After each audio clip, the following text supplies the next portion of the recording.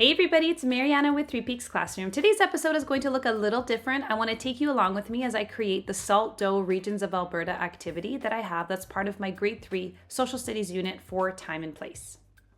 So this slide is taken directly out of the teaching slides that I have created for the brand new social studies curriculum for grade 3. This is a cumulative activity where students are going to be creating a physical map of Alberta to demonstrate their understanding of the physical regions. So students need to include all 6 of the regions, 3 of the major rivers, the capital city of Edmonton, and 3 cities of their choice.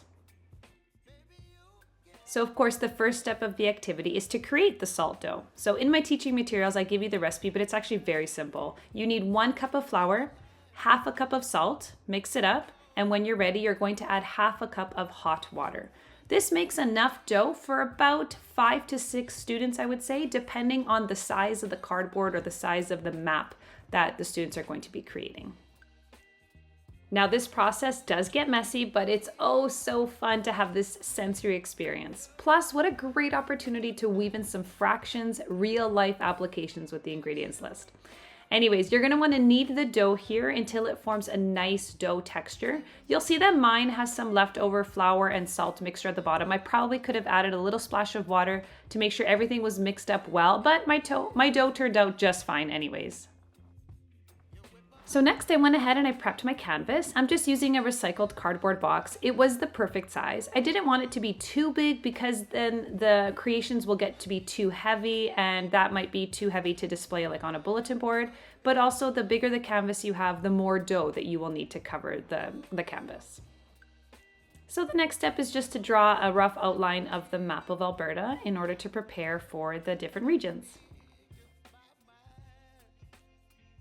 So here's my blank map of Alberta, and now this is the fun stuff. You can see the texture of my dough turned out so nice, and actually I did this activity right away, so the dough was actually very warm still, which was nice on my hands. But yeah, you take a piece of the dough and then you start forming it and shaping it to the map of Alberta. The way I handled it was that I did a very, very thin layer across the entire map of Alberta. So you can watch me as I do that right now.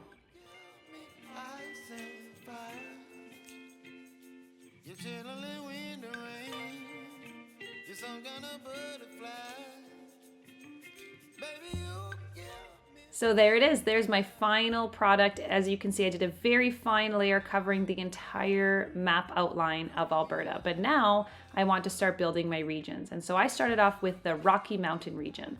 I decided to take some pieces of dough and I shaped them into mountains, and I'll get a close-up here in a second, but you'll see that I also created peaks.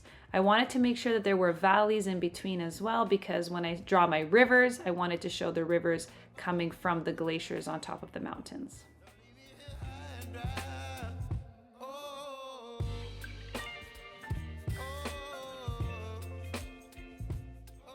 All right, the Rocky Mountain region is finished. You can see I'm holding it up here so you can see the peaks. Very clearly defined Rocky Mountain region. Once it dries, then I'll be painting it, of course. So next up, I wanted to work on the foothills.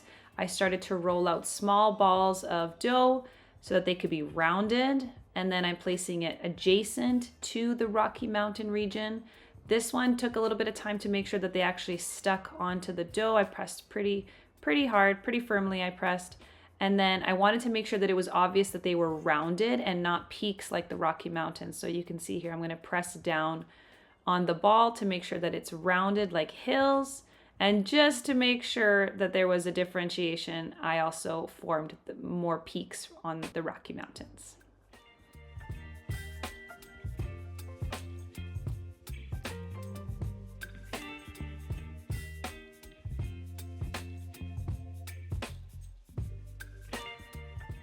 All right, and that's the foothill region completed. So you can see the differentiation there between the 2 regions.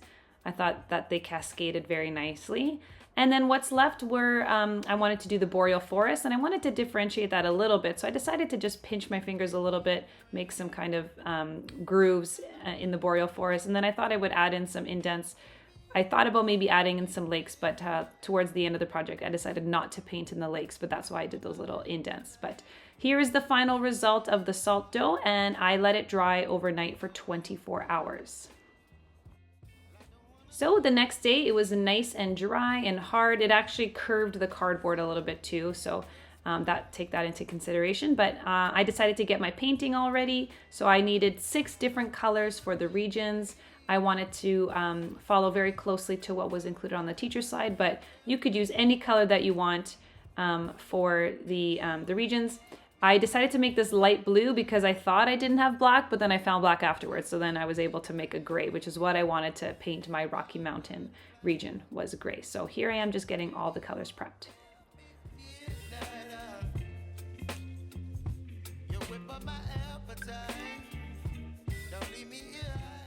Awesome. So the next step of the activity is just to start painting. So here I started with the Rocky Mountain region again. I was really excited to get started with that. I love going to the Rocky Mountains. It's my favorite place in Alberta.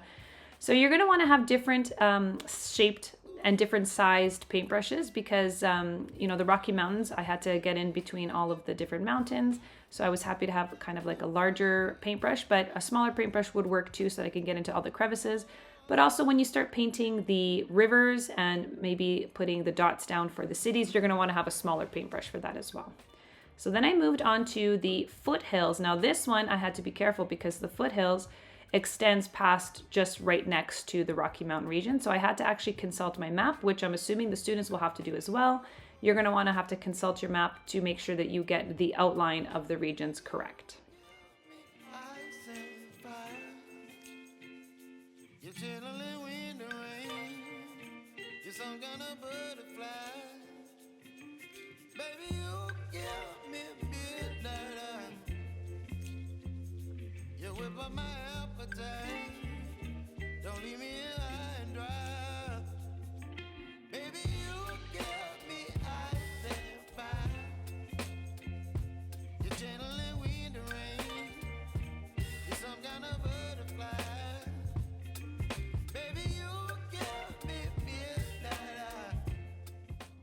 As I began painting this parkland region, I realized that I had made a teeny tiny little mistake and I should have left a little area for the boreal forest because the boreal forest region does extend down a little bit by parkland and by the foothills. But I realized that once the paint dried, then I could add a little bit of green on top. So if your students do make a mistake painting, it's okay. Once it dries, they can always correct their mistake by going over it with the correct paint color as well. And also, if I had been a little bit more careful, I would have done a better job of making sure that the dough went all the way to the corner of that map of Alberta.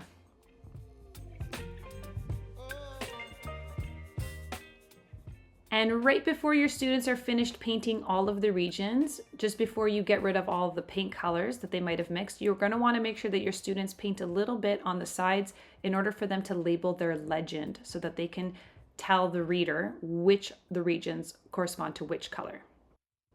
All right, so here it is. This is the final painting that I did, final region painting. So now we have to let this dry in order for me to go in afterwards and paint the rivers and the cities. So these are just different views of the regions. You can see how they pop up off the page. And then once that was dry, I went ahead and I painted the rivers, the 3 main rivers, and you can see the red dots. Those are the 4 cities that I needed to include. So I chose Edmonton, Red Deer, Calgary, and Grande Prairie on my map. And you can see here, I'm going to begin to label them. And the final steps is to make sure that I label my legend for the region. So making sure that the colors correspond to the regions, and I've written those down. And then once everything was dry, I went ahead and I used a very fine point Sharpie and I wrote down next to the red dots what the different cities were. So Edmonton, Red Deer, Calgary, and then I wrote Grande Prairie at the top. And then afterwards, I took the same Sharpie and I went ahead and I labeled all of the rivers as well. And I just wrote directly on the rivers because the color was light blue as well.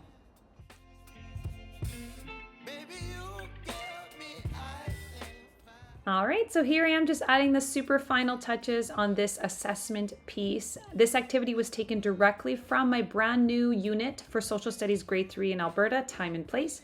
If you're looking for this resource and this activity, I will leave a link down below in the description of this video. The resource that I created includes teaching slides, a student workbook, games, vocab cards, assessments, links to videos, and so much more. You can find it all in my TPT store, Three Peaks Classroom. Thank you so much, everybody. If you love this video, don't forget to give it a like, and I'd love for you to subscribe so that you don't miss any future episodes. Thanks so much. I hope you guys are having a great day, and I'll see you in the next video. Bye.